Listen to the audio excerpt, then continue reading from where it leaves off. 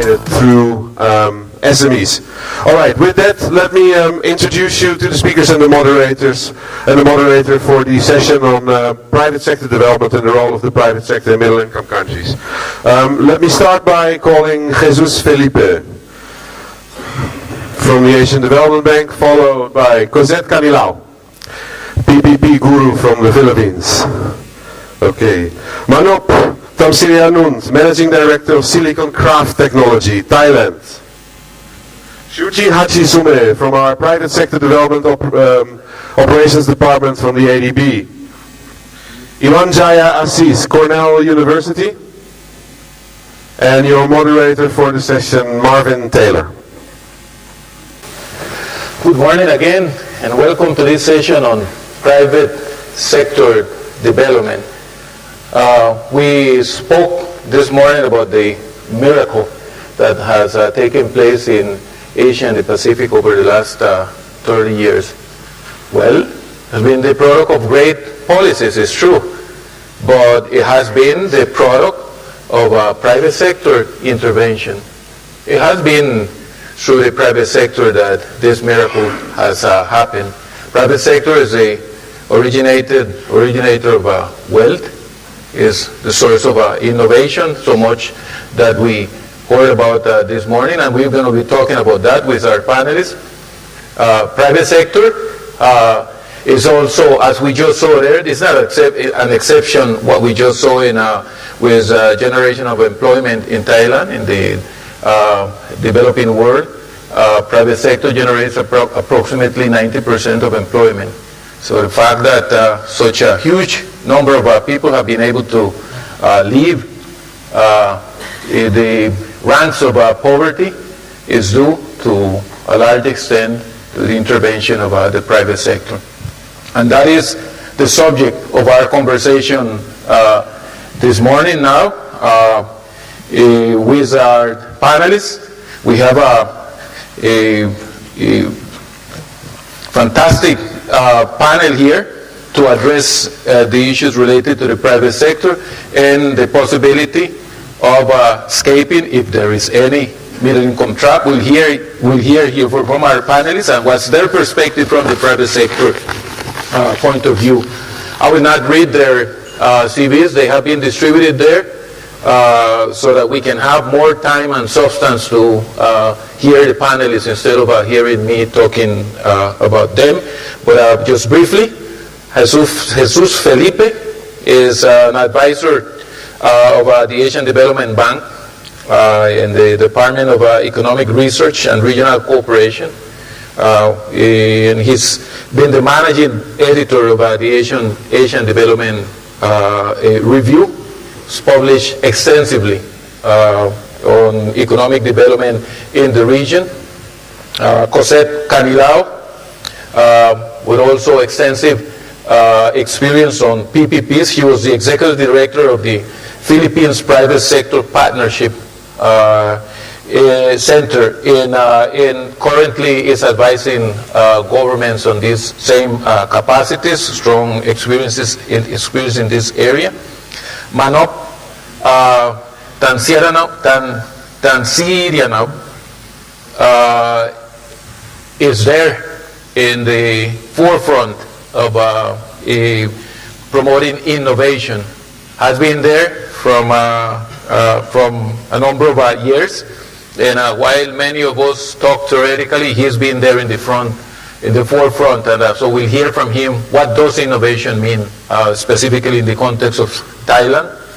Shuji Hashizume is a colleague at the Asian Development Bank with the specific responsibility of promoting private sector. And he brings this knowledge here about dealing with different contexts. We'll share with us the approach of ADB to supporting private sector. And finally, Professor Iwan Assis is a professor of Cornell University. Was the director of graduate study of the Regional Science Program for a number of years, and has taught in different universities in Indonesia and Australia, and is currently professor of, at the Tyson Cornell Johnson College of Business. So a great panel to address the issues that we have at hand here. And let me start with Jesus. Jesus, two things. Through your writings and in your points of view, I know that you are not very much proponent in even less a supporter of the idea of the middle income trap. You have strong views about that. But you also have strong views about the interaction from the policy point of view, right, of a private sector, public sector, and the role of the public sector to support the participation of the private sector. Can you talk about your views on this? Thank you so much, Marvin. Very good morning, everyone. I'm delighted to be part of this, I think, extremely pertinent panel on the role of the private sector in middle-income economies. What I'm going to try to do briefly in the time that is allotted is to give a couple of points and elaborate later during the questions and interaction. Let me start my opening remarks by re-stressing why this workshop is important.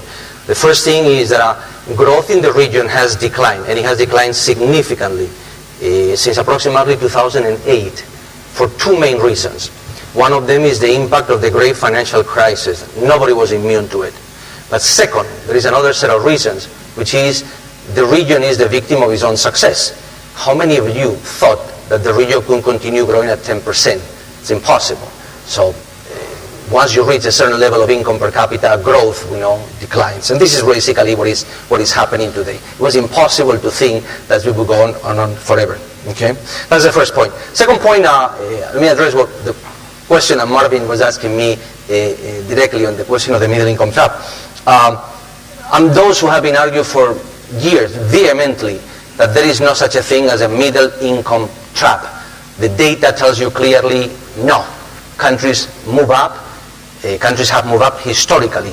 What one cannot do is pick up an example here or the country or 3 years where growth goes down and from there extrapolate and claim that countries are trapped. How is the country that has been growing for 30 years at 10% on average, China, caught in a trap? How is Thailand, that has been also growing very, very fast for decades, caught in a trap? What trap exactly? These are countries that are bordering high income already. So please, let's just, I think we should not be mentally trapped to this idea and really entertaining something or dignifying a term that has absolutely no historical, it's not a historical phenomenon. Can continue later, but I just wanted to make sure that I address Marvin's point. Second is, I think it's also very, very important to really understand, and as a prelude to what I'm going to say about the role of the private sector, to quickly and succinctly understand how countries move from low income into middle income and high income, which, by the way, this is a continuum. The idea of low income, middle income, and high income are really artificial breakdowns that we make. Countries really go up from 2,000 to 10,000 and 40,000. Basically, what the experience tells us is that this is a process that economists call a structural transformation of the economy. And this is a process of sending workers out of agriculture into manufacturing and services. And it is a differential in productivity that really triggers high growth or higher growth. So what happens in this process? Basically what countries do is to diversify the production structure, production and export structure, and also they produce more sophisticated products. They learn how to produce $1 ball pens, $10 ball pens, $100 ball pens, and Mont Blanc ball pens, which cost $1,000. Some of you might say these are the same product, and the answer is, to an economist, no. To an economist, a Mont Blanc pen is a product with a very high income elasticity of demand.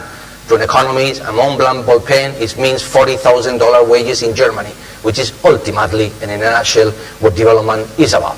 Okay?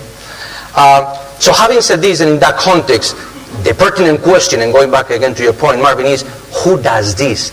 And the answer is, of course, the private sector.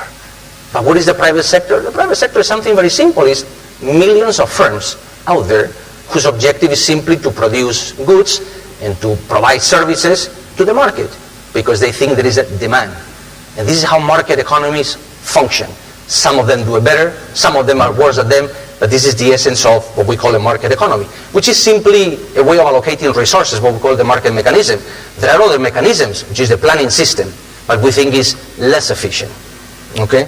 So what conditions are needed for the private sector to operate? And this is really a kind of work, Marvin. It's a very, very difficult question because, again, we do not know exactly. The evidence is really fuzzy and gray. But let me try to shed put a little light on here.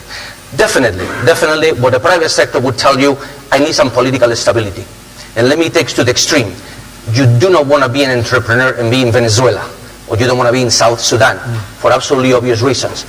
But once you get out of there, it's very, very difficult because it is perfectly to have a private sector in an economy that is a dictatorship, or with corruption. These things are perfectly compatible. So once we get out to this extreme, that is, I hope everybody agrees with me, you don't want to be in Venezuela, we know little about it. At the macro level, again, we do not know exactly, except that the private sector does not like or prefers to have a stable inflation. I would not say not even inflation. When you know how much inflation is, constant at 10% is okay.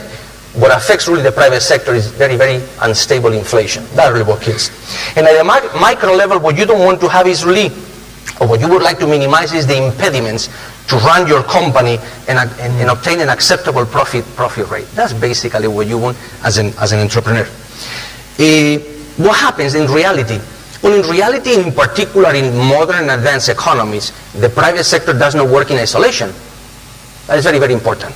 And what the private sector does is uses two types of inputs. Some inputs are directly provided by the private sector itself. Those are the easy ones. Why? Because there is a market out there to buy these inputs. What is the problem? The problem is that the private sector also needs public inputs. And the public inputs are only provided by the public sector. And the public sector quite often does not have good information about what these inputs are. And what separates the countries that work well from the countries that do not work well is the level of coordination that existed between public and private sectors to provide these public inputs that are absolutely fundamental. Because if they are not addressed and they are not provided properly, countries have market failures. Okay? But it's very, very important. Let me make a point that I think should not be missed, which is the private sector itself. Me as an individual entrepreneur, I don't care about development. Development is not the private or the private sector. Let me give you an example. Taxes. Why do you think private companies pay taxes? You think it's because they are committed to the development of the country, or because they are forced by the government to pay taxes? I think it's more the second. Okay. So at the end of the day, basically what happens is that what you want in a market economy, what is the role of the government or the public sector is, well, basically to allow the provision of private inputs in a competitive market, basically, and you don't want to introduce distortions, and you want to have a very smart public sector that knows how to provide public inputs that support the private sector. Okay?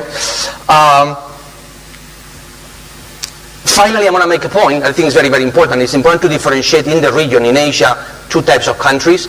The countries that we have been discussing that I think were implicit in the previous session, which is a lot of middle-income countries that are really market economies.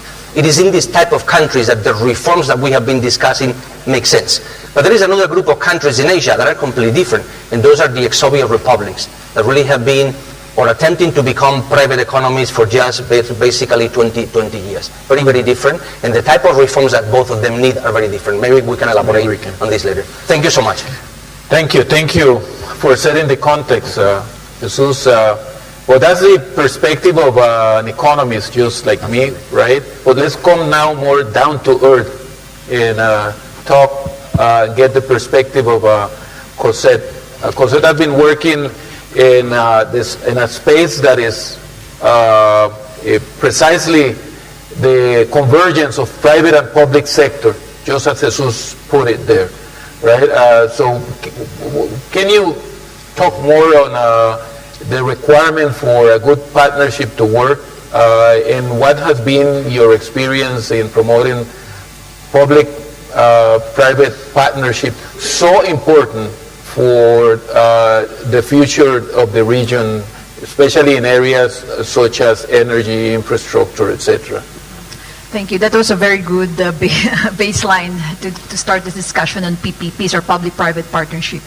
First of all, in this region, according to an ADB data, the region requires 26 trillion worth of infrastructure over a period of 10 to 20 years.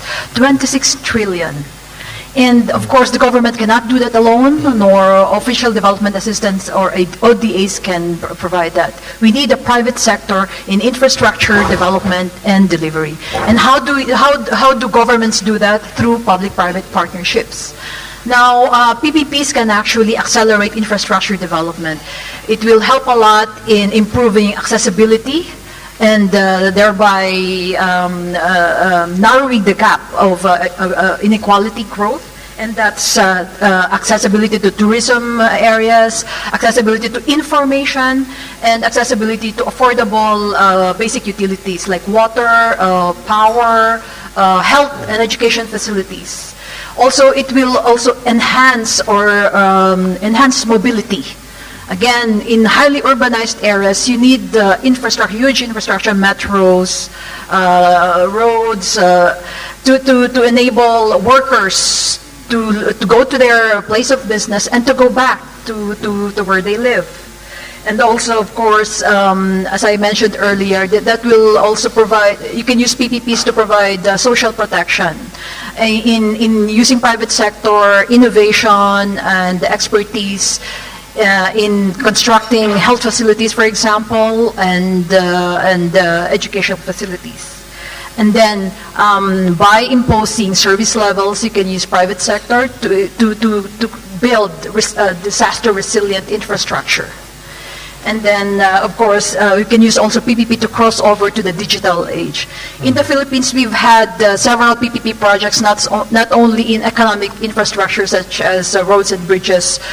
We rolled out projects in the health sector, building hospitals, modernized hospital, and educational facilities. We also use PPP actually to build the information, the IT infrastructure, or to digitalize some parts of the government, which is very critical in, for example, in sending workers abroad. And then, what do investors want? Not dissimilar to what this is said. They want a predictable environment, an enabling environment. This one I always like to use this because it's so encompassing. An enabling environment for private sector engagement. What does that mean? First of all, you have to de-risk the country. You have to make sure that ease of business is easy. Registering a new company, coming in, no barriers, no nationality restrictions in owning certain parts of business or in a particular country. Second, repatriation of capital, that they look, because they're going to bring in foreign investors, they're going to bring in huge capital, and they want to make sure that they be able to bring the capital out of the country. And then you have to de-risk the PPP program. When you say de-risk the PPP program, you need governments would need a central coordinating unit again. That is the role of the PPP Center in the Philippines, to bridge what the government can provide to the private sector and vice versa. And then, of course, with that coordinating unit, you need to come up with policies that would enhance processes, policies, and sectoral reforms. And of course, there needs to be a clear institutional rules or arrangements between various parts of governments and the private sector.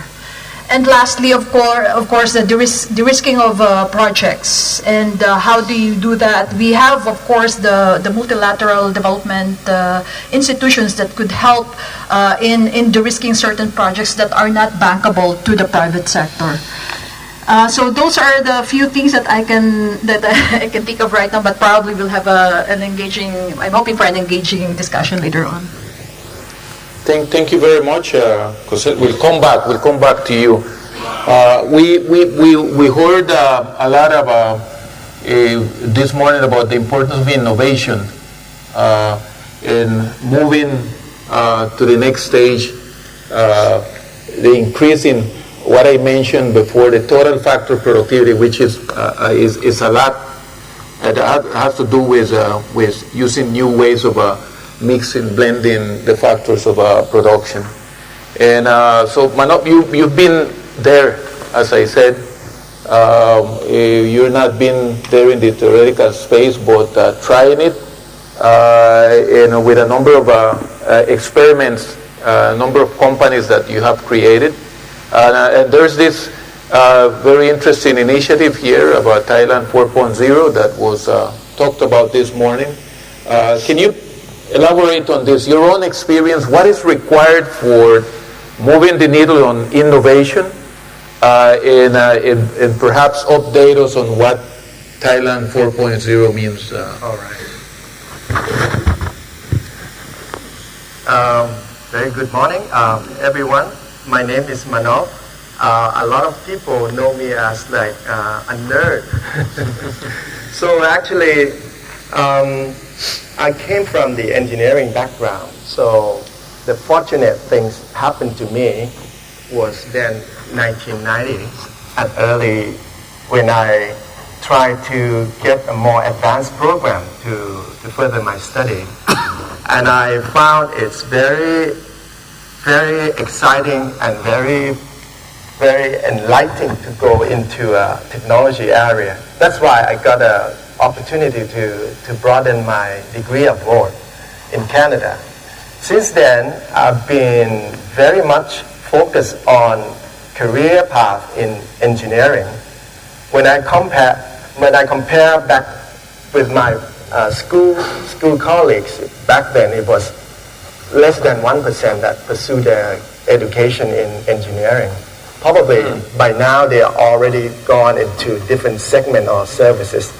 So I adhered to engineering and became nerd. So I was a chip designer, and it was a fortunate thing that I had been in the semiconductor segment where telecommunication has started advancing into internet and booming to a lot of advancement in CPU, microprocessor, semiconductor industry. This is the only segment that contribute to low inflation and keep the inflation very low. I could say that semiconductor is the only segment that kept the inflation low, because we're doubling the CPU twice the power every 1.5 years. This is like 100% processing power given to you without cost increasing. So this is a very starting of my career. I spent quite a bit of time in North America, hopping between companies and companies. But reflecting back to what I've done to the country, I haven't done anything. So it was a stroke of luck. I guess I got a RBD invitation or reverse brain drain program. That really helped to set the tone for me to return and set some enterprise that I've been long for. As an entrepreneur, I set up a reverse brain drain program incubation office. It was a boom day for industry, but then that was a bust in the internet bubble. So instead of returning from the RBD program and work in the Silicon Valley, I decided to becoming an entrepreneur myself. And that was the start of the contribution. I think I have done the best for me and the country. However, looking back, I think 15 years ago, I still there's a lot I can the government or the private can do to accelerate the same kind of concepts, the company that I ran. A lot of things I think Thailand has been progressing in from the middle income trap into trying to escape.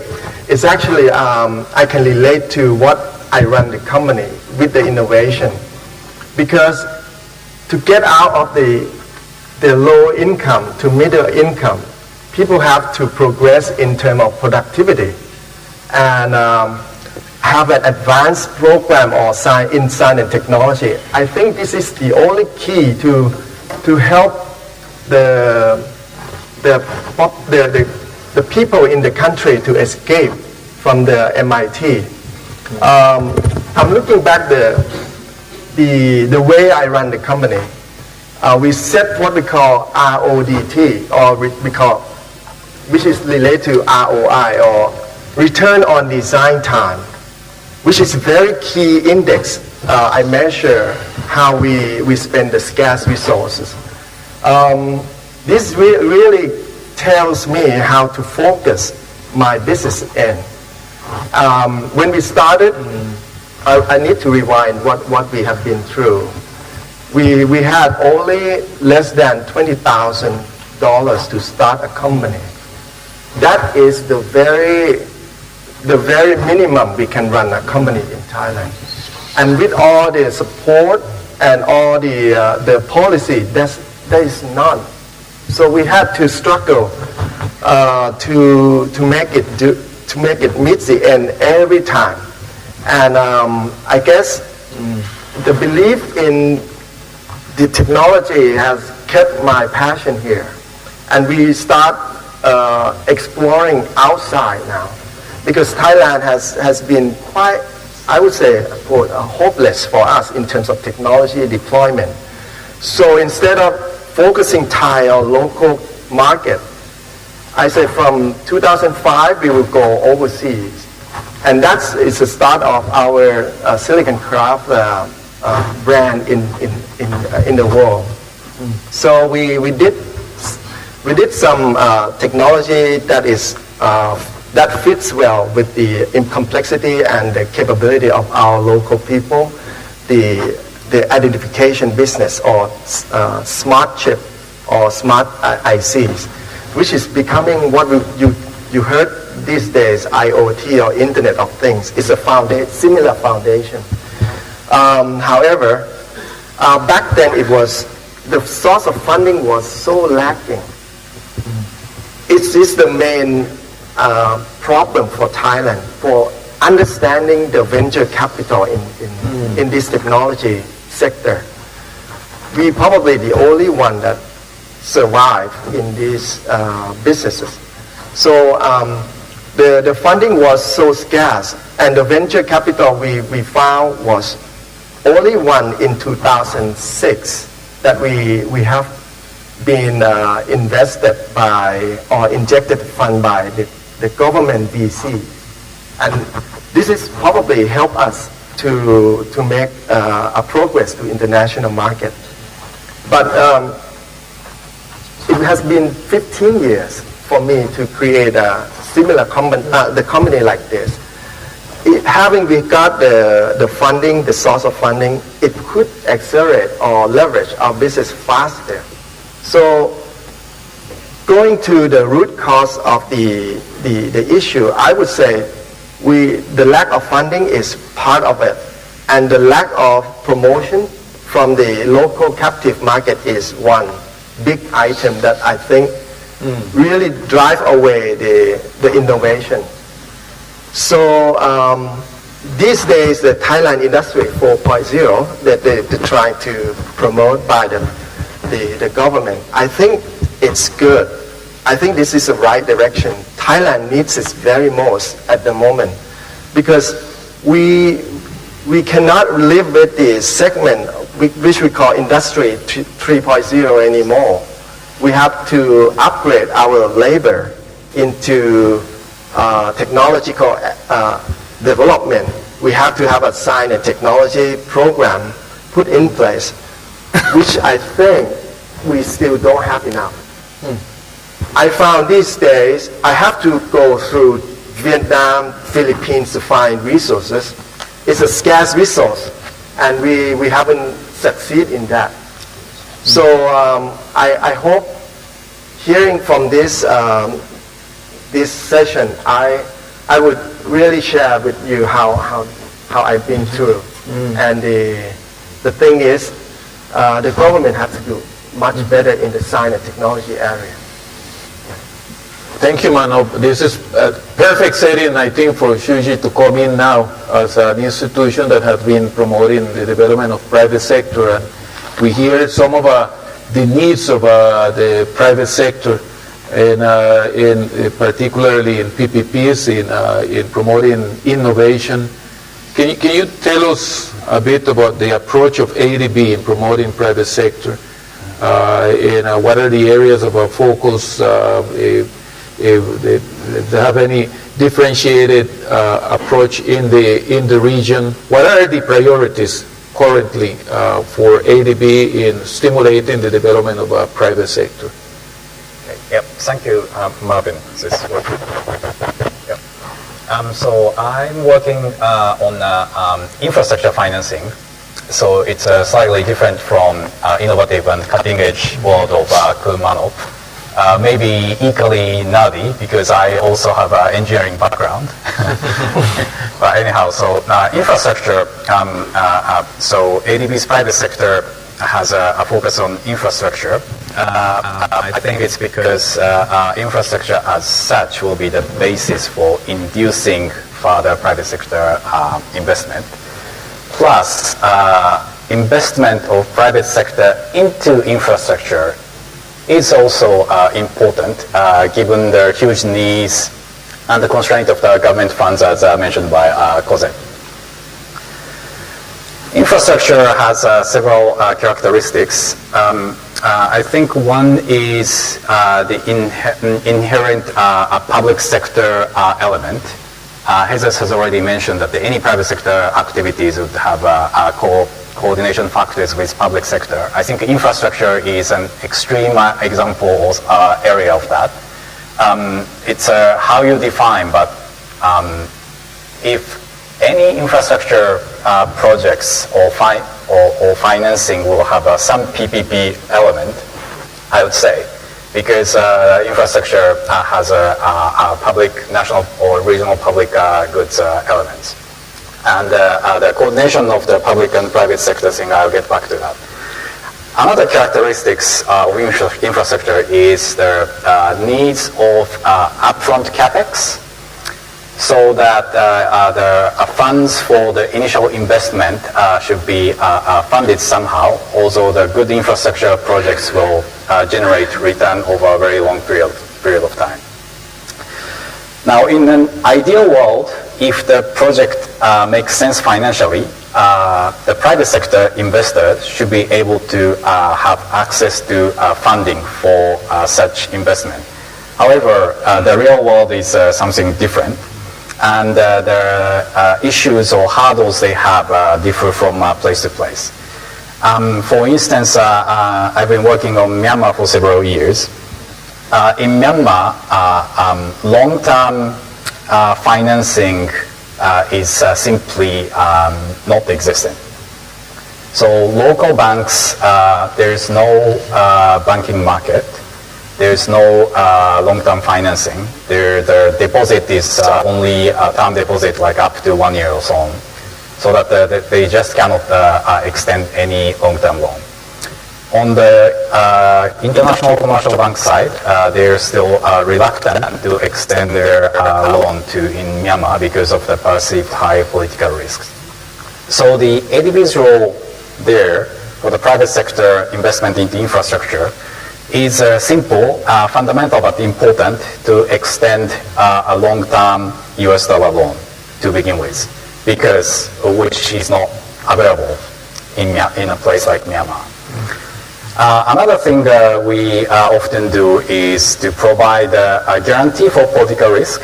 So we expect the private sector investors and commercial banks to be able to assess and take the risk of the projects as such, but some political risks are beyond their control. The risk of war, expropriation, political instability, if the government is going to honor the contract and so on. So we provide a guarantee for those particular political risks to the international commercial banks, so that we can mobilize them to finance long-term infrastructure projects together with them. So in a low-income country like Myanmar, that's what our focus or the approach is. In a middle-income country like Thailand, it's quite different. So there's a good banking sector here. They can extend some long-term loan, and private sector investors are also experienced. So is there no problem anymore? Unfortunately, the answer is no. For instance, their funding is skewed to the banking market, they have limited access to capital markets, for instance. And bond is just only for like a high-grade issuers, and there's quite a limitation for low investment grade issuers to access the bond market. And for in the infrastructure space, certain products or structures which are available in more developed countries is somehow not available from commercial banks here. So it's not as straightforward as a local income country like Myanmar, but there are needs for certain intervention in a middle income country like Thailand. What we do is, for instance, to extend a bond guarantee to raise the rating so that the low grade issuers can also have access to the capital market. We try to pioneer and demonstrate innovative or new structures or sectors which have already been proven elsewhere but still not available in Thailand. So it's more nuanced and complex, but there are things to be addressed in middle income countries. Now, collaboration between public and private, perhaps as a practitioner, I'll share some examples again. In Myanmar, the telecom sector will give a most vivid and classic example. In 2012, I'm not talking about the 20th century or anything, it's just 4 or 5 years ago, the mobile penetration rate in Myanmar was below 7%. In 2014, so let's say 2012 was the year that the Myanmar reopened to the outside world. 2014, there was a bid for the new telecom licenses, which was to the government's credit that they have done this tender in a very efficient and professional manner. 2 new licenses got from Norway and Qatar. And 3 years later now, the penetration rate is estimated to be about 90%, from 7% to 90%. So this gives an example how the potential of the private sector can be unlocked with the right policy from the government at the right point of time in the right manner. Another example, as my last point, in a middle income country context is, I would say, a renewable energy sector in Thailand. ADB financed the first utility scale solar power project in Thailand back in 2010, which is 7 years ago already. This was only possible with the stable regulatory regime in Thailand, good track record of the off-taker, the government track record to honor the contractors, one of the points I mentioned by Cosette, plus the other to the tariff. So there's a subsidy element in the tariff because the solar power at the time was still expensive. 7 years later now, what ADB is currently doing is a program of rooftop solar projects without any subsidy. So 7 years before, it was only possible with certain subsidy. But during this time, because of the right government intervention, Thailand has established a 3 gigawatt capacity of solar. Now we're in era of no subsidy because private sector, together with the public sector, have established a good the track record of successful and financially viable solar projects over time. And of course with innovation in the renewable energy to bring down the cost. So again, my take would be what is needed in middle-income countries slightly more complex than in low-income countries. Low-income countries are fundamental but simple. Middle-income country, there's a subsidy, but that should be reduced over time. But it is still such government intervention is necessary to promote innovative new technologies into the market with private sector investment. upsize. Thank you, Shuji. Thank you. Professor Iwan, a private sector to thrive needs a market as fundamental requirement. You got to have a home to sell. Right? The development of Asia over the last 30 years has very much been supported by the North American and the European market. As a reality, it's been precisely openness that has created this opportunity for the better utilization of the factors of production in Asia. But going forward, there are moves of protectionism that we're going through now, and in fact, for making this model sustainable, it seems to be that reliability on internal market is of the essence going forward. I know you have written on this, and that you also have very clear views on this. Can you elaborate on this? What is your perspective on the market, internal market, and how to promote and increase the internal market as a source of growth for private sector? All right. Thank you. We had a pre-meeting earlier, and I think the chairman requested that rather than making presentation, let's have a dialogue here. So what I think is the best for me to do is just throw out the 4 points, and then coming up with the questions for each of the 4 points. But before I throw the questions, I will answer first, but then maybe later on the floor will give the answer.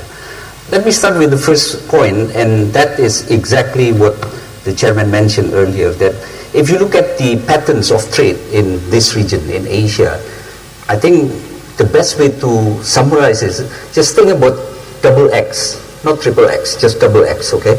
The first X is really showing what happened with the share of intra-Asian trade, and that's going up. And then, of course, the part of the X is going down, and that's the share of the trade of Asia with respect to the G2, that is the Europe and the US, has been declining. Okay? But this has nothing to do, well, I should say less to do with what happened in 2008, which is the global financial crisis, because I notice many analysts always refer to, well, because of the declining growth in Europe and the US, and that's the natural trend. No, it has nothing to do with that, because that trend already started since 1990s actually. So that's the first point. Now, the question that I'm going to throw is that, is this cyclical or structural? My personal answer is both, but we can discuss later on. That's point number one. Point number two, by the way, there's another X actually. I said the double X, I forgot about the second X. And this is less known fact. If you look at within Asia, for example, I think most of the people, if I ask, how is the role of Japan in the Asian trade? Let's take ASEAN, for example, the Association of Southeast Asian Nations. They will say that Japan has played a major role. But do you realize that the share of the trade of Japan in ASEAN has been declining? So that's the declining part of the X. Who is rising? Of China. In fact, if you look at just before 2001, the larger share of the trade with ASEAN is really Japan. But after 2001 is China. Okay? Now, people mistakenly conclude that, well, that indicates that the role of Japan in ASEAN has been declining. No, not at all. This has nothing to do with the interactions between Japan and ASEAN. If anything, it's even more closer interaction. So what happened is that Japan's changed the strategy. Rather than exporting directly to ASEAN, they invest in ASEAN countries. I mean, the best example, we are in Thailand now. I cannot afford not to talk about the role of Toyota, for example. Because now if other ASEAN country is going to import Toyota, the Toyota is not coming from Yokohama, it comes from Thailand basically, because Toyota has a big... So that affects the trade data. It shows that as if the trade between Japan and ASEAN has been declining. No, it's not. So the second question is that what kind of policies that needs to be discussed if, like what the chairman mentioned or implies, this trend of the intra-Asian trade is going to continue? What kind of policies? My answer is that forget about trade cooperation, because the evidence shows that this strong performance of trade in Asia has very less to do with the FTAs. It's all because of the unilateral liberalization policies. So my answer is that continue with that.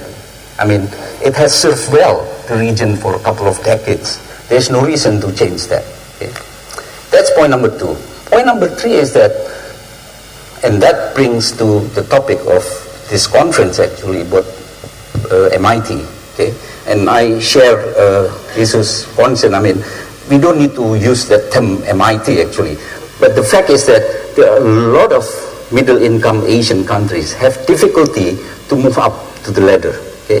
So the third question here is that, now, what is really the challenge here? And if there's anything, what is the opportunity here, challenge here? Now, as I said earlier, it has less to do with the regional cooperation through FTA. It's more unilateral policy. The challenge is that, I think I try to echo the first session, it's difficult. So I'm not surprised if even the next 10 years, there are still plenty of the Asian countries unable to move from the middle income to higher income. Because it's difficult. It's more political. That's why I was waiting if there's something concrete in the earlier session discussion on the second generation reform. I think a lot to do with the political dimensions, because as you increase your income, there's more expectation and more diverse. Let alone if we move to the frontiers, like what Mr. Manop has been involved. If you move to the frontiers technology, there will be more players. There will be more. So the challenge for the policymaker is how to manage the coalition of this. And that is very difficult. And I'm not too optimistic about that. But again, that's a point that I want to throw to the audience. Thank you. Thank you very much. I think it's an excellent moment to transition to. I have some other questions here for the panelists, but I'm sure that you're also waiting for a moment to attack the panel with your questions. So this is the moment. Take advantage of it before I continue. Yes, questions from the audience? Yes, please. There are also questions that have come through Pigeonhole, and I will try to see if we can entertain some of these interesting questions as well. But in the meantime, please identify yourself and ask the question if it's to one of the panelists, or if not, just put it on the table for any of them to pick it up. All right, thank you. Paul Vandenberg. I'm on leave from ADB, currently working in the economics department at Thamsirianunt University. I find the discussion both in the first panel and this panel a bit all over the place, and I'm just wondering whether we actually know what middle income trap is and we're focused on it, because I think it's about, as some of you have said, companies and countries moving up the value chain, producing higher value goods. So I think that really needs to be the focus. And I wondered, a lot of people talk about infrastructure, right? So is addressing the middle income trap about infrastructure? Or is it actually about finding ways to get companies, either existing companies or potential companies, to create and produce more innovative products and more higher value products? And so I just find it kind of funny. And this panel was interesting too, because we had a lot of people talk about infrastructure and other things, people, academics or people from development banks or institutions and so on. But the person from the private sector, he didn't say infrastructure was a constraint. He said it was getting the investment funds was a constraint. Thank you. Very good. Okay. I think any of the panelists can address this. We can see all of you, and I'm sure that with what you have said, you have answers to this. But let me see if I can get more questions. Please, Veronique. I'm Veronique Salzerzak from IED. My question is in relation to SMEs. We saw at the beginning also with the question for the poll that SMEs are the main employers in middle-income countries as well as in low-income countries. And we also mentioned that to avoid the so-called middle-income trap, or at least to avoid the slowdown in the economy, you need to favor productivity, added value, innovation, access to technology. What type of policies need to be put in place, and what type of financing need to be put in place to help SMEs access innovation, financing, access international or regional markets, integrate regional value chains? Because very often policies are more aimed for larger companies than for small and medium enterprises. Excellent. One more question. Yes, please. Good morning. I'm Sheila CR. I'm from the Philippines as well. I have a question I'm from the Philippine Institute for Development Studies, and I have a question for Ms. Cosette Canilao. Civil society has a significant role to play in ensuring that PPP projects follow accountability and transparency principles. I'd like to know the experience of the PPP Center as far as the participation of the civil society is concerned. Has this been advantageous, and do you see any downside or risks? Thank you.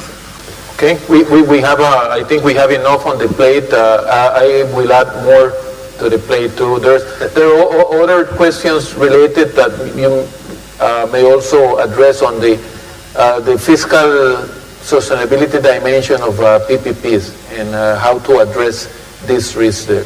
And so we have these other questions on SMEs, on what are the real constraints for the private sector to move forward. And the issue of SMEs, the role of SMEs. I see Jesus ready to jump in, right? So, what I want to do is take the first question, yes. Marvin, by Paul Vandenberg. I'm going to do my best to really provide, to the extent that is possible, a clear-cut question and to avoid the gray area. No, I think avoiding the middle income trap, I just said that there is no such a thing. So it's not about infrastructure. I think it's very, very important to understand the role of infrastructure in development. But infrastructure is not the key thing. I think what is important is to understand how countries or why countries decide to build a highway or a port. They don't do it just because they want to do it. They want to do it because they are supporting this process that I defined before, which was a structural transformation. So I think that is the key to becoming a high-income economy, ultimately. I don't think there is any country out there that suddenly out of the blue decides to build a port. There must be a rationale. And I want to think that the rationale is that the government is thinking about the development of the country. So going back to Paul's question is, how, and I repeat myself, how does development happen? And the best way to answer the question is by looking at the structure of production and exports of a low-income or middle-income country and a high-income country. And you will see that when you do this at a very disaggregated level, you see a very, very clear and stark difference. And that is, what do advanced economies produce? And this goes common if you take a look at France, at Germany, Japan. They produce a bunch of intermediate products, machinery. This is Siemens. They produce a bunch of fancy consumer products. That was my example about the Mont Blanc. Perfume in France, Ferrari cars. And the other hands, they produce a bunch of advanced services, logistics, finance. And what they do is to put a sufficient number of workers in those three sectors, and that would increases average income per capita to $40,000, which is what advanced economies do. So the process of development is about doing that. And I go back to my point, Paul. Who does that? Of course, companies. Myriad of companies do that. Then we can talk about the role of the private or the public sector as coordinator, etc. But essentially, the answer is that is in the end what, if you want, avoiding the middle income trap is about. Which I insist is a phenomenon when you look at the data, the historical data, that not exists. Countries progress, countries move up. Certainly, Thailand is not in the middle income trap. I'm sorry to disappoint those of you who really seem to really wanted to have Thailand in the middle income trap.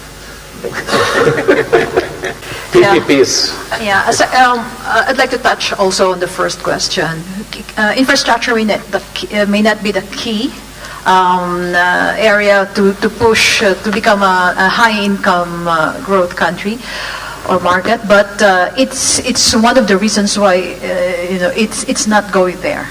Like, for example, in the Philippines, the traffic, the congestion in the Metro Manila area, Greater Metro Manila area, lowers productivity by about 2.4 billion daily. So, do we just don't do anything about that? If you are going to move forward, if you're going to develop a similar Silicon Valley innovative location, for example, in the Philippines or here in Thailand, won't you need a broadband that can actually nurture that? I think infrastructure is still needed, and it is needed, and it's still a key to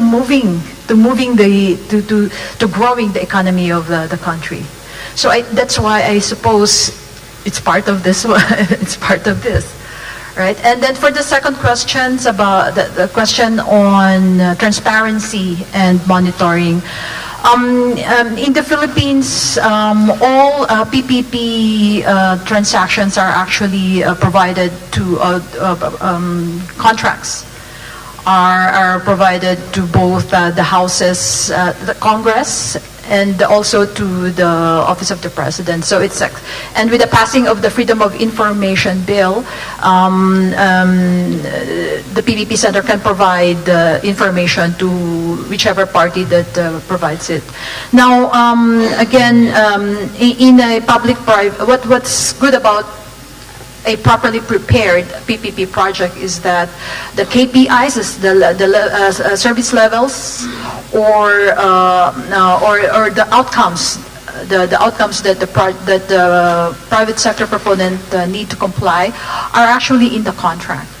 So the challenge now for the Philippines, where it's a far more advanced market for PPP, is to actually implement a working monitoring system, whereby the outcomes are monitored by the government, which is another issue because government has most governments have issue on capability capability issues in putting together a good PPP program and project. Now, for the fiscal space, for the contingent liabilities, I think that's more like that's why we need to have for markets that are doing PPPs. There also needs to be put in place an effective monitoring system that could actually help the finance ministries in managing and monitoring contingent liabilities. Again, it goes back to the structuring of contracts, of PPP contracts. So you don't want to have PPP contracts that have a lot of hair triggers. And that's why you need, again, governments need inputs from experts, from experienced advisors on how to properly structure projects such that contingent liabilities are monitored easily and at the same time, there are not too many hair triggers in the contract. Let me turn back now to Manop and to Shuji. What are the real constraints of the private sector? And Manop, earlier you spoke about financial constraints, yes, right? But earlier there was also a discussion on the match between supply and demand of human resources, right? The human capital dimension. Yes. Perhaps you can bring that in as well into the equation. I agree with Cosette in the infrastructure projects. It has been an underlying promotion of development for the whole nation. Certain technology actually relies on infrastructure like broadband, cellular infrastructures, and so on. To me, once it reaches to a certain point, actually, it's kind of a saturation in terms of productivity contribution. It's whereby the skill and the productivities will have to dominate the capability of the nation. I think I reflected to my own observation in this area. I think the underlying is the political will to drive the the whole nation, because there's so many centralized of the development around only the big country, a big city and a big region, like Bangkok. You can name Bangkok as Thailand, which is really I would call social injustice. I would call this social injustice because I came from now I've been living in Chiang Mai more than Bangkok, and the infrastructure is abundant. I don't mind staying there and work from internet, and I hardly have a barrier to access to technology or finding ways to develop my products there. So infrastructure is, when it reaches certain point, people can thrive, can adapt, and innovate. The whole issue is, do we have enough resources to leverage these infrastructures, which is a fundamental issue for Thailand.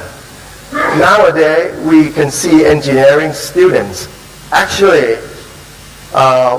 decline to go further in their education in engineering, which is totally something I think going wrong.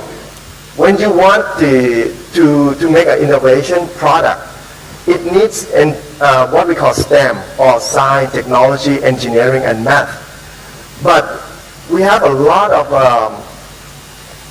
the students departing from these areas for advanced degree, which is really a crisis. I talked to my co-founder, who is a professor in university.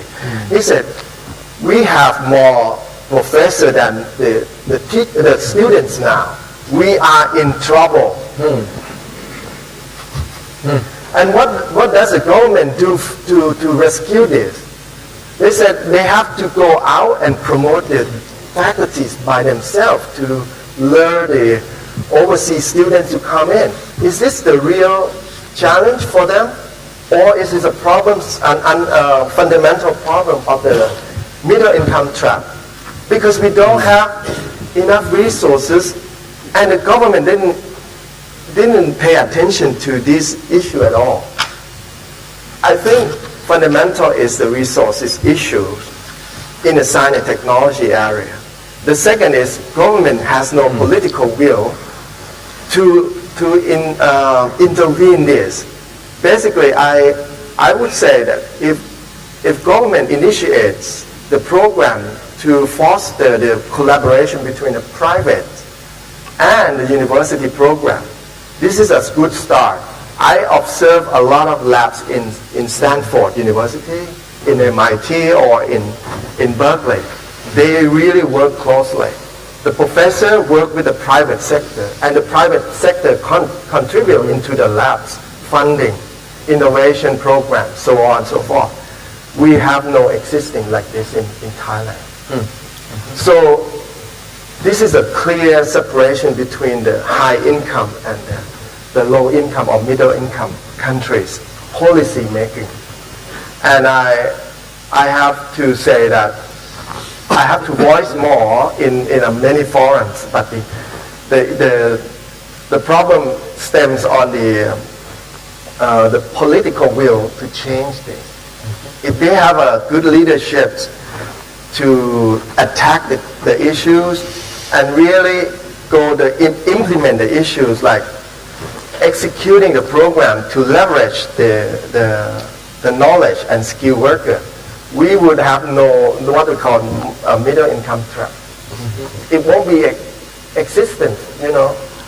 I myself can say that everyone in my company has to contribute $1 million per head. Have we reached that? We have reached.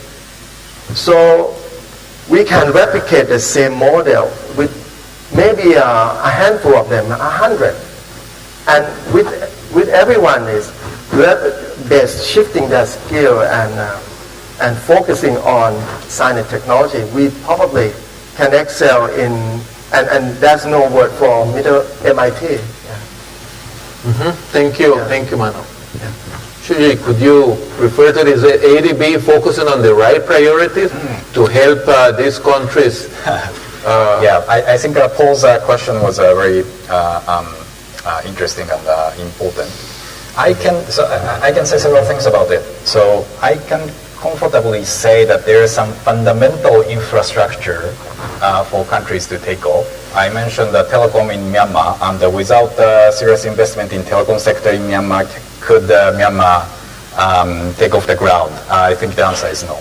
But then coming to the MIT, if and how much additional investment in infrastructure is needed in Thailand for Thailand to become a developed country, frankly speaking, I don't have a clear answer to that. As Manop has mentioned,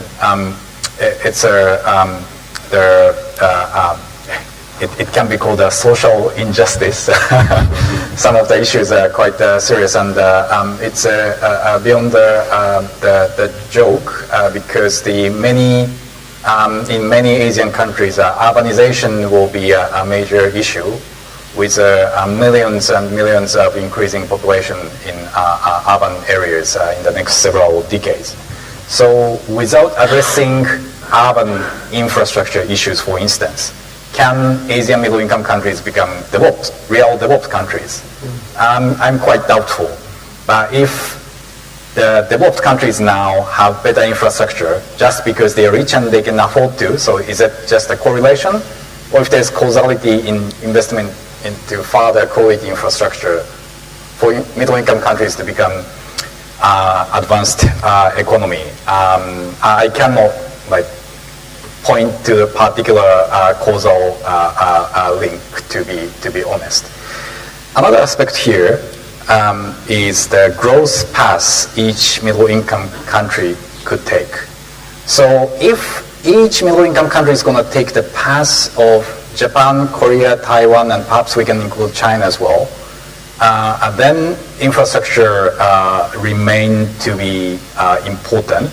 Because if you were to focus on the manufacturing sector, stable supply of electricity at a competitive cost, a supply chain, roads, efficient port, overall transport, energy, infrastructure will be crucial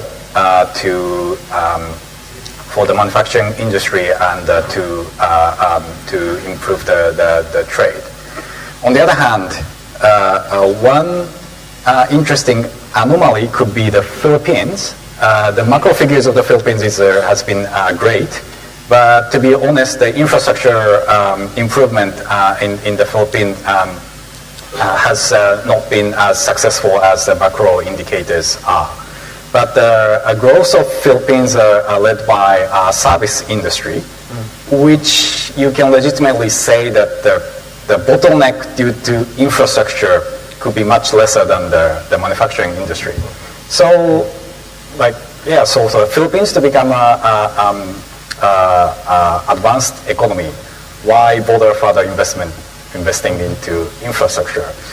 That may or may not be the case. I would be happy to hear your opinions.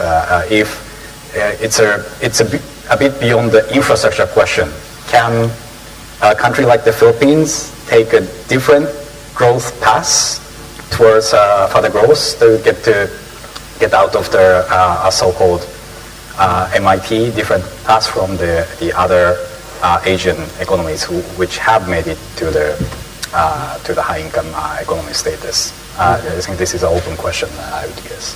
Professor Assis, we're not leaving you off the hook to this second round. So you said that whatever has to be done going forward is not easy, right? It's not. But the first step, if it is not easy, the first step is to define priorities. What is it necessary to be done going forward? And that would also, I think, would help us address the question that we're all over the place between the two sessions. And so you can help us put things into their own place and set priorities going forward. Yeah, earlier Jesus mentioned about the trend of the growth has been declining region. I'm not too worried about that. I'm more worried, and this is what I keep, praying that I hope the trend can be reversed. I'm more worried with the productivity. I don't care whether you measure it by labor productivity or, economy-wide productivity, what economists call it the TFP. It's all declining in Asia, especially after the 2008. Now, this is worrisome because, when you talk about productivity, for those who really love to use the term middle income trap, basically if you want to get out from that trap, you have to reverse this trend, the trend of the declining productivity. And this is across the board, all Asia. Even China has been doing very well up to the GFC, after the 2008. But then the growth, even in China, the growth of productivity has been declining. So that is more worrisome. But at the same time, that leads me to what I said earlier. I'm not too optimistic about there will be a lot of Asian countries able to get rid of the middle income level and then becoming high income level. Why? Because dealing with slowing growth of GDP, it's relatively easy. I'm not saying it's easy, but at least it's manageable. But dealing with the declining or decelerations of the productivity growth, that's very difficult. Plus, as we hear from this morning session, it's all about political dimension. So when we talk about second sort of type of reform, I'm afraid it's not the second, I think the third reform now, because it deals with political dimension, because most of the people who talk about the second type of reform, they're talking about institution, the role of law, property right, and so on. I'm afraid it goes beyond that now, if you want to move from the middle income to high income. Because as I said earlier, as your income increase, your expectations also increase. Not to mention there will be more players, especially if you're a democratic society. There will be more players. Now, the challenge for the state, for the policymakers, is how to manage this. And that is very difficult. I'm not too optimistic, but I really hope I'm wrong. We can hear these two extreme positions, and that's why they are in extremes as well, right? On the one hand, there is no middle income trap. On the other, it is difficult to continue moving forward because of, especially, as Professor Aziza said, the difficulty of increasing productivity. It's not about the rate of growth of GDP, it's increasing productivity. And on the other hand, I should add that this is not a static process. All countries are growing, so the fact that Thailand is growing does not mean that it's out, because others are growing as well, right? And so it is a relative positioning what we're talking about here. So let me give one last opportunity for intervention to the speaker, because I think we are running out of time now. We have 5 more minutes in this session. I hope that also with this intervention we can help putting the pieces together as it was requested here, and that we don't leave with this sensation that we are all over the place. I start seeing the different pieces of the puzzle being put together, and so with this intervention our speakers will help us put the whole puzzle in one single piece. So please. Very, very briefly. Thank you again, Marvin. I'll try to maybe address your last point. I think there is substantial less disagreement between Iwan's views and mine that you want to portray. I think that what has happened, my points about the middle income trap remain. This is something that is documented. Historically, countries have moved up. In 1950-55, there were basically 3 high-income economies in the world. Today, we have about 35. So I don't know what you call this. Countries are moving. Now, what happens, the problem of the middle income trap is that everybody would like to be like South Korea and to make this transition like in South Korea in less than 20 years. But that is absolutely fallacious, because what you are really avoiding is talking about what is the historical experience of 200 countries in the world. So it's a discussion that I have with several colleagues of ours in the bank. What was the first country in the world to to become a middle-income country. That was Holland in the early 1800s. How many years did it took Holland to traverse the whole middle-income segment? 128 years. So now we're talking about a country like Thailand that has been about 30 years, a middle-income country, and we're criminalizing it. Or China. Really, we're taking things out of context. How is it possible that China is the country that made the low-income transition, the low-income country, the fastest in history, and is going from $2,000 to $7,000 in 17 years, the fastest in history. But suddenly now, we're really saying that it's trapped, or it's about to be trapped. Honestly, I don't really understand what that means. That's point one. Point number two, what has happened, going back to the point of the financial crisis, is that growth all over the world has declined since 2008. And I said at the beginning of my intervention, there are two effects. One is the direct effect of the financial crisis. But there is another effect, which is, I think I mentioned it before, which is, how many of you really would expect that the region would continue growing at 10% ad infinitum? Why? But it doesn't happen. So what happened is that if you start looking at what we were saying 20 years ago about why Asia was growing fast, the reasons were, we are putting kids to school, the region is becoming more open, financial markets are integrating. What do you think the region has done? All that has taken place. So what we are observing is that we are running out of steam from that point of view. But by the way, the region continues registering the highest growth rate in the world. So it is true that China went from 10% to 6.5%. But hey, what European country is going to 6.5%? So the differential remains. This is not to say that some of the points raised are absolutely clear and concerned, and I have concerns. In other words, the dilemma of development is, let me simplify the story, is how you go from producing this ball pen to my famous Mont Blanc. And that is not so easy. And that is about productivity, etc. But I think I'm very, very optimistic, and I think I would like to close the gap with one. With one. Thank you so much. Okay. We'll see at the end. We still don't know. Cosette, please. Yeah, as in, I think in all aspect of inviting private sector into to deliver some public, what the public sector must deliver. You need one political will to put together the policies, the shifts in policies, and that's, unfortunately, I've been there before. To move a bureaucracy towards that, the mind shift, is very, very tough, but doable. Second, it's the work of all of government. So when we say, people would say government does not do that. Actually, it's only a small part of government. So it has to be a coordinated move of the whole of government to do effective planning, effective implementation, and effective putting together of enabling policies. And lastly, of course, the private sector. I think private sector can only do so much. They can probably, from a ball pen to a Mont Blanc, they probably have the latitude to do that.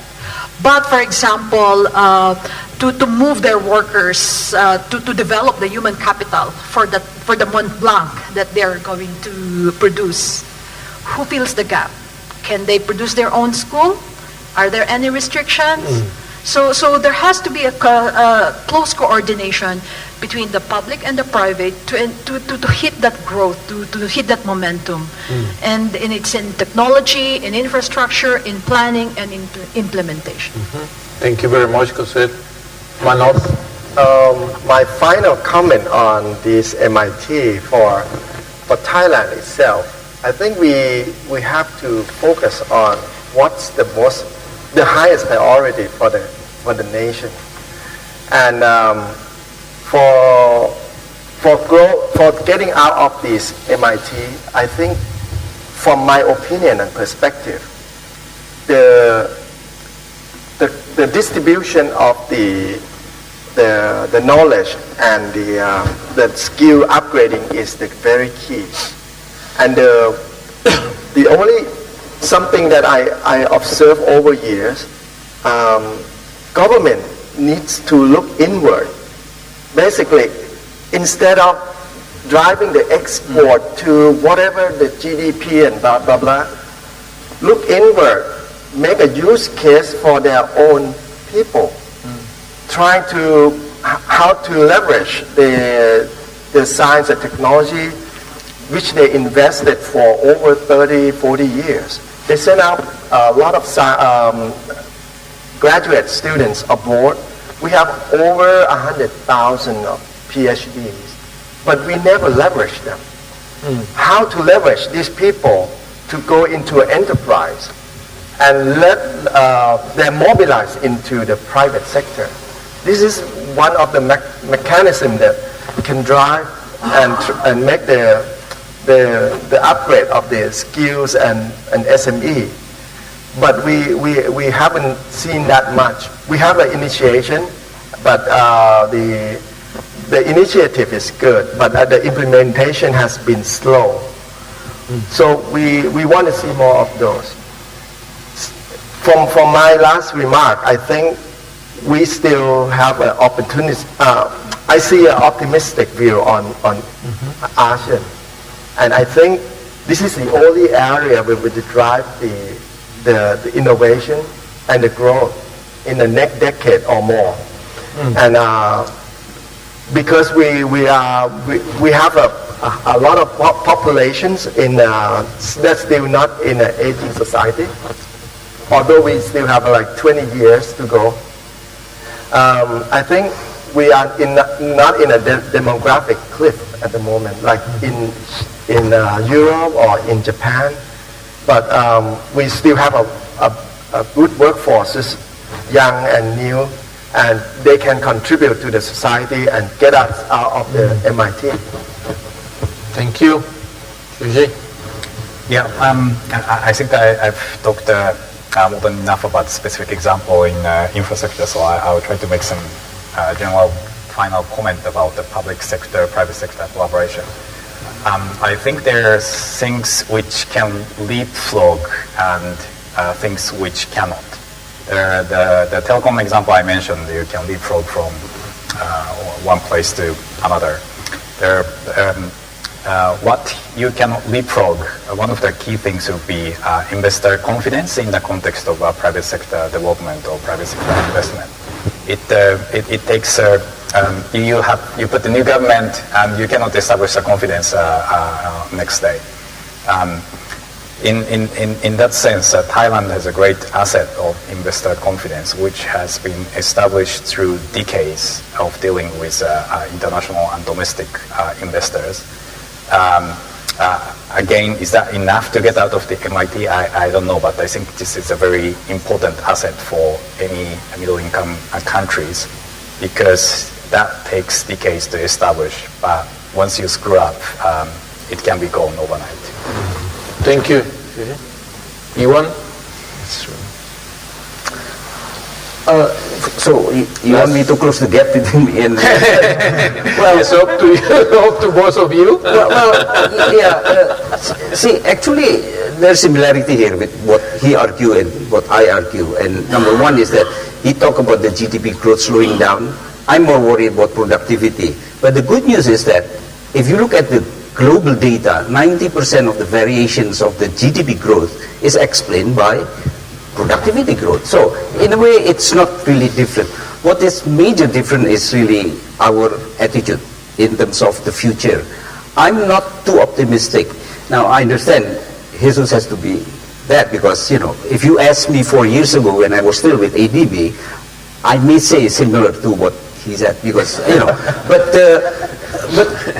if I look at the data, see, I think it's clear from this morning session that it's very difficult, because if you move from the low income to middle income, it's relatively easy. Infrastructure you build here and there and so forth. And the expectation of people is different. Some people use the historical comparison with the currently high income countries in Europe and so on. But keep in mind the situation then and now is very different.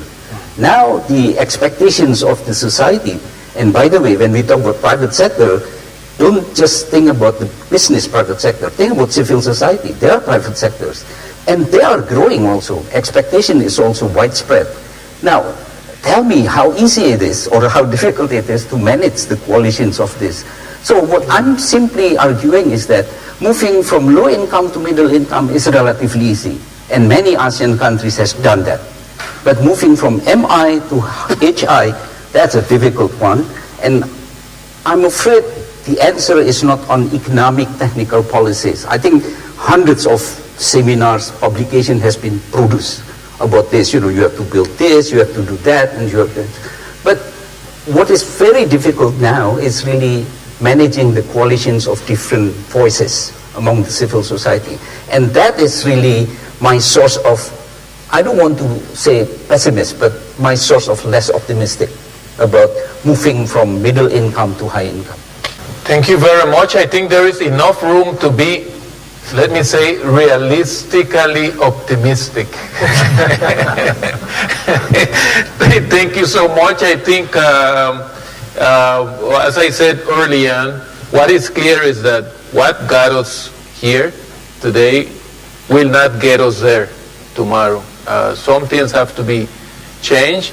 There's a lot of work to be done tomorrow, and let's keep this spirit of realism and optimism, and I hope that everyone agrees that our panelists have done fantastically well, and let me please join me in congratulating them with a very, very warm round of applause. Thank you so very much.